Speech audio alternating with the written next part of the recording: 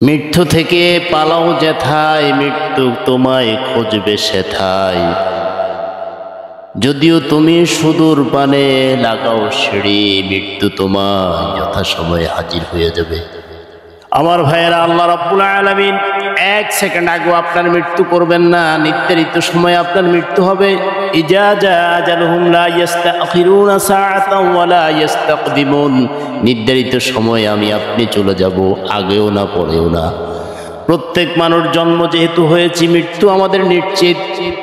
তবে মৃত্যু যে হয়ে যাবে এটার মধ্যে মনে রাখবেন, ইমানদারের মৃত্যু আর বেঈমানের মৃত্যুর মধ্যে আকাশ আর পাতাল ব্যবধান।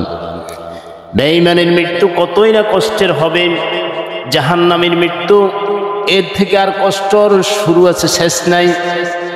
ইমানদারের মৃত্যু মায়ের কোলে বাচ্চা যেমন ছোট্ট মাসুম বাচ্চা দুধ খেতে খেতে যেভাবে ঘুম পড়ে পড়ে, ঠিক এরকম ঘুমের মতন সেই চলে যাবে জান্নাতে।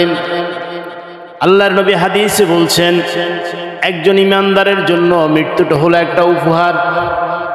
এপারে দুনিয়া, ওপারে জান্নাত, মধ্যখানে হলো সেতু, সেতুটাই হলো তার মৃত্যুটাই হলো এই সেতুর মতন উপহার দিয়েছেন আল্লাহ রসুল।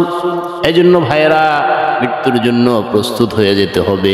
নির্ধারিত সময়ে আমার রব্বুল আলামিন আমার আপনার মৃত্যু করবেন।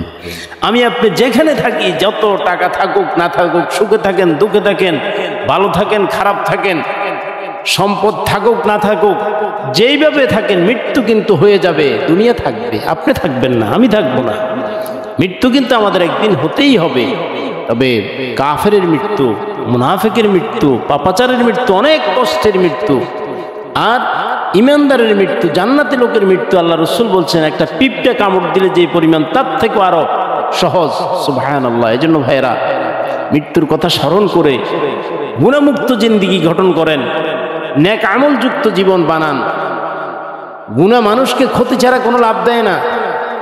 আমরা প্রতিটা ইবাদত যেন শিরক বিদআত মুক্ত হয়, আল্লাহ এবং আল্লাহ রসুলের মহব্বত যুক্ত যেন আমাদের প্রতিটা আমল যেন হয়, ইখলাসের সাথে যেন